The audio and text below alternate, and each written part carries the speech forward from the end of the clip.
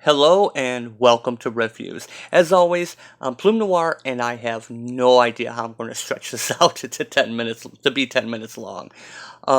This is the History of the Marvel Universe #1. And it's pretty interesting. It's actually pretty good. Um, think of it as it's an encyclopedia basically.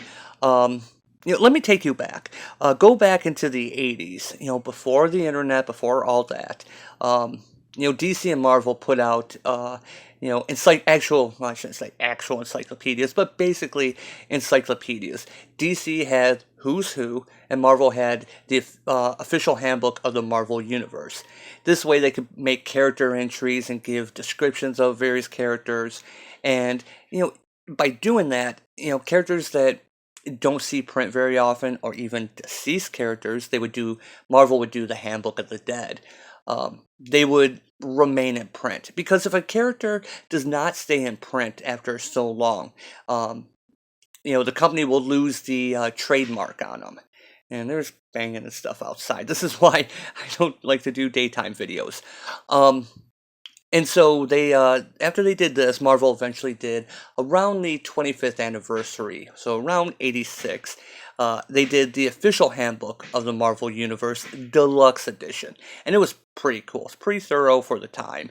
Um, and at the same time, they were doing something called Marvel Saga, which was to kind of celebrate the 25th anniversary of Marvel Comics. Um, and what it did was it went through various stories and started out at the beginning, basically the more or less creation of the universe in universe, and slowly worked its way up, I think, to around the present day. I think there was like 25 issues. I had them all. I probably still do in storage if they didn't get water damaged. um, and it basically took various books and put it all together. For example, like they would have like Fantastic Four #1, the actual panel art showing from that book. But then they would, things that would take place at that same timeline, but were revealed in later issues, such as like in John Byrne's run, how Doctor Doom actually scarred his face. They would work that in to give a definitive timeline. And it was pretty awesome, to be honest. And that was 1986. That was a long time ago. Okay. um so this, in the current internet age, is the new version of Marvel Saga. um Written by Mark Waid and drawn by Javier Rodriguez, and the art's pretty good. I kind of like the art, and I'll show a couple things. Um but like Marvel Saga, encyclopedia is the wrong word. It's like a history, basically. It's a history book. It could be a little dry, um, but if you're like me and you're into the lore, into the canon, it's really fascinating. Now, as you know, a couple years ago, Hickman did the Avengers run that led up to Secret Wars, and then now there's a plane going over, and then the universes were destroyed, both the Ultimate and the mainstream Marvel. A book like this would have been perfect around then, even though they said, "Oh, it's not really a reboot." Again, they probably should have used that time to do a little bit of fixing and things, and maybe they did, and then just kind of swept it under the rug. But this is the current version of Marvel Saga, written by Mark Waid, who is usually pretty good about continuity and stuff. So I'm like, okay, fine. If it can be good Mark Waid, classic Mark Waid, this will be in good hands. And then I saw they had the research team. So they have what, about 8 people here? 1, 2, 3, 4, 5, 6, 7, 8, 9 people. I don't recognize any of these names except for Brian Overton. I recognize that name, and I don't know why. Um, Alan Fine, executive producer. Have I just never noticed that before? Comics had executive producers? Huh. Anyway, so we have a whole research team dedicated to this. It seems kind of weird that this would come out now. The handbooks and DC's Who's Who, you don't really need those anymore because you can just go online, and the fan sites are actually far more thorough than the Marvel and DC are, and they do it for free, let's be honest. Um, so yeah, they actually had a research team go through the Marvel Universe. I think there are a few things missing, but that may be a timeline thing. Now, the story is framed. It has a narrative device. It's at the end of the universe, pretty much the heat death of the universe. There's Franklin Richards and Galactus. And as Franklin is talking with Galactus, he's been spending billions of years with him. He says, there are two, talking about living particles, there are two left in the Andromeda Galaxy, each terrified leaving the other alone. And Galactus says, we have a little time before the universe dies. So this is basically taking John Byrne's unfinished The Last Galactus story, where instead of it being Nova, Frankie Ray, it's actually Franklin Richards. John Byrne once described that story that if he had finished it, I think it was an Epic Illustrated maybe, and it ended up, the magazine ended up being canceled before he finished it, is if I recall how that went. But John Byrne said how the story would end. It would be Galactus would tear open his suit, all the energy he's been consuming throughout the universe. He would explode and create the new universe. And Frankie Ray would become the Galactus in the next universe. So it's kind of funny that Franklin Richards even says here, after I move on, I'll still have my memories, won't I? Sorry, you don't know for sure. I get that. But if it's all forgotten, then how does any of it matter in the end?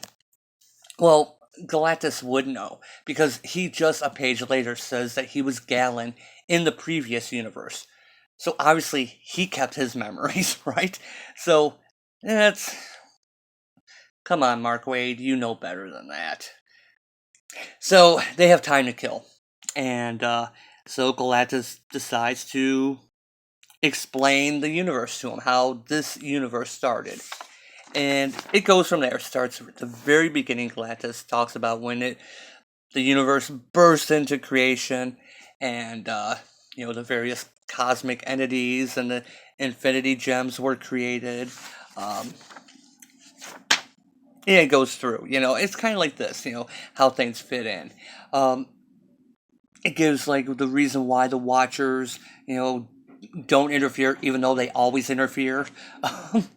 And some things like the Elders of the Universe, excuse me, Quasar's living tree, that sort of thing. And it slowly works up. And of course, I can't show too much. Eventually it does come to Earth, and how the various alien races start finding out about Earth. Some of the Celestials, unfortunately, they do have Avengers 1 million BC, which I've said many times I don't care about, but here they are, deep in canon. And I'm going to skip a whole bunch of pages, right, actually to the middle here, because here we are coming up to the birth of Thor. We have the Arthurian legend, and there's someone cutting metal outside now. What the hell? I wanted to bring this page up because if you look at this, I love the layout of this page. It has a very Alan Davis, setup to it. It's laid out like an Alan Davis page, and I absolutely love it. And a couple more pages here, then where the Silver Surfer gets in. And yeah, it eventually comes up to more modern day. It ends right around the 19th century, the end of the 1800s. And once you get past that, you see like basically the research that went into this. All the old comics and some of the newer ones. But it's kind of like the annotations, which is really nice. And they actually give you where they came from. There's a lot of work put into this, and it's really nice. In fact, you get to see John Byrne artwork through this. You see Kirby. You see more modern takes on things. I absolutely love this. There's one thing that did catch my eye. Where is it at? Oh yeah, here it is. Now look at this from Thor Annual number 11. Just imagine if a panel like this appeared in modern day comics. I mean, people would lose their minds. And yeah, this is basically with Odin and Gaia, Mother Earth, and how Thor would be created. Anyway, um, you can't get away with stuff like that anymore, um, or even down here. It's fantastic. It's also great to see some of the old stuff, how it still fits into continuity. So I don't know why this came out now when it should have come out. I would say after Secret Wars. Fresh start. Universe created anew. Let's come out with this and tell everything over. Kind of weird that they would have it out now, and not for some big anniversary. But anyway, 12 o'clock. This is the kind of thing I geek out over. Um, and like I said, this reads. It's basically. If you're not interested in the history, it will be very dry.